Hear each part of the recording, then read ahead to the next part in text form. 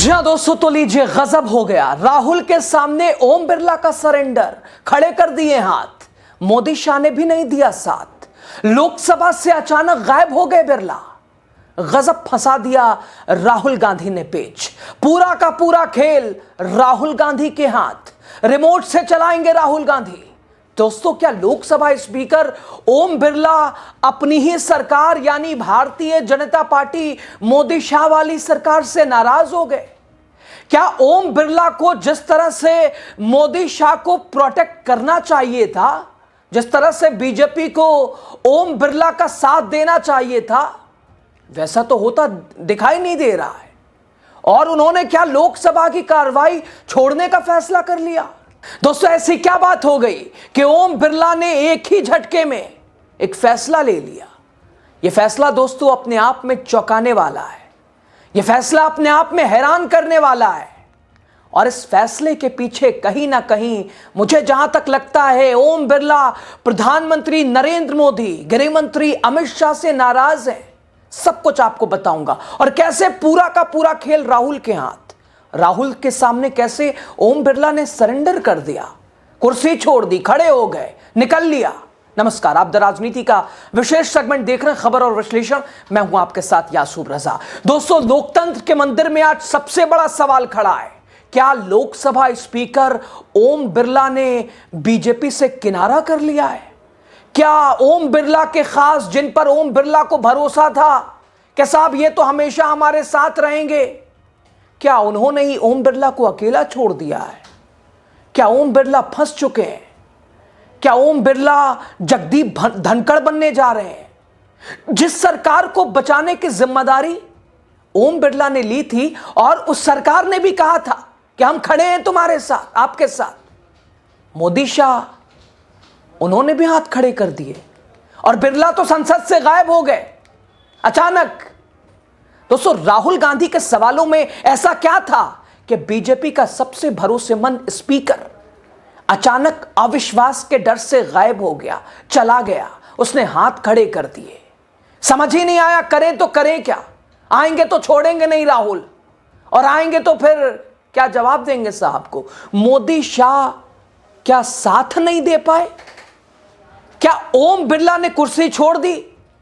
BJP कहती है सब ठीक है, सब कुछ, एवरीथिंग इज इन कंट्रोल। लेकिन संसद कह रही है ना बाबा ना, सब ठीक नहीं है।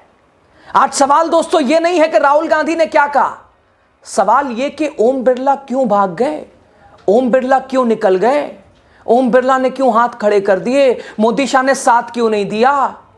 बीजेपी दोस्तों पहले इस्तेमाल करो फिर विश्वास करो वाली राजनीति करती है। काम निकल गया तो हम आपके हैं कौन, और जब काम है तो हम साथ साथ हैं।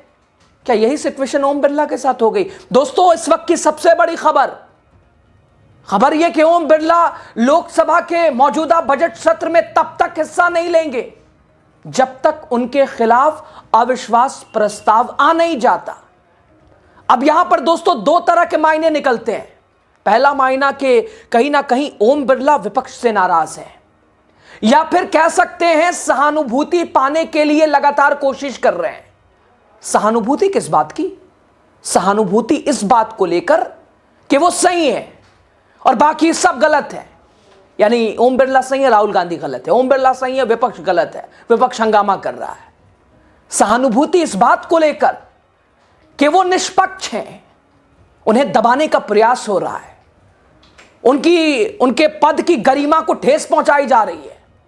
और दूसरा मायना यह हो सकता है कि कहीं ना कहीं ओम बिरला प्रधानमंत्री नरेंद्र मोदी और अमित शाह से नाराज हो गए, या अमित शाह और प्रधानमंत्री नरेंद्र मोदी ने अमित शाह का साथ, एक तरह से ओम बिरला का साथ देना छोड़ दिया है। दोस्तों, ये ठीक उसी तरह से जैसे पूर्व उपराष्ट्रपति जगदीप धनखड़ के रिजाइन को लेकर हुआ था। याद कीजिए दोस्तों, जब जगदीप धनखड़ ने पद से इस्तीफा दिया, दिन में बिल्कुल ठीक, शाम में तबीयत बिगड़ गई। और उससे पहले किस तरह से मोदी साहब के करीबी रहने वाले या करीबी कहे जाने वाले जगदीप धनखड़ को लेकर बीजेपी का एक बड़ा वर्ग नाराज हो गया था।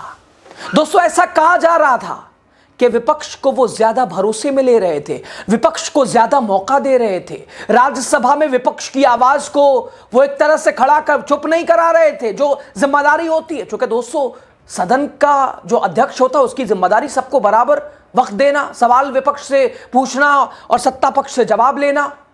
ओम बिरला देखिए, विपक्ष को बिठा देते हैं, आवाज चुप करा देते हैं, माइक बंद करा देते हैं, सस्पेंड करा देते हैं। लेकिन जगदीप धनखड़ ने आखिरी वक्त में क्या किया, इसके पीछे तर्क भी है, वो भी आपको आगे बताएंगे।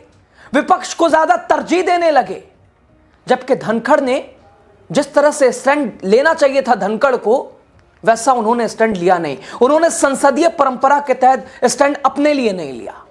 लेकिन दोस्तों, विपक्ष की ओर से यह भी कहा गया कि जगदीप धनखड़ ने इस्तीफा देने से 2-4 महीने पहले विपक्ष की आवाज को खोलने का मौका दे दिया, विपक्ष की आवाज को बढ़ावा दिया और अपने स्पेस को वो बना रहे थे, यानी जगदीप धनखड़। अब कुछ इसी तरह की स्थिति ओम बिरला को लेकर भी है। हालांकि ओम बिरला विपक्ष का तो साथ नहीं दे रहे हैं, लेकिन प्रधानमंत्री नरेंद्र मोदी के ज्यादा भरोसेमंद होने के चक्कर में उन्होंने बिना इजाजत के ही ऐसी बात कह दी जिसको लोकसभा सचिवालय इनडायरेक्टली जिससे इनकार कर रहा है। ओम बिरला ने कहा था कि प्रधानमंत्री नरेंद्र मोदी को जान का खतरा था। महिला सांसदों ने इसलिए उन्होंने खुद से पीएम मोदी को राष्ट्रपति के अभिभाषण पर अपनी बात रखने के लिए नहीं आने की इजाजत दिया, कहा यहां आइएगा, जान का खतरा है। लेकिन दोस्तों, लोकसभा सचिवालय यह कह रहा है कि प्रधानमंत्री नरेंद्र मोदी के जान को खतरा नहीं था। हालांकि विपक्ष भी यही कह रहा, राहुल गांधी यही कह रहे थे, जान का खतरा था तो कहां डिटेल्स, कहां एफआईआर, कहां है, कार्रवाई क्यों नहीं है। और यही सचिवालय भी कह रहा, लोकसभा सचिवालय यही कह रहा है कि भाई साहब खतरा उतरा नहीं था।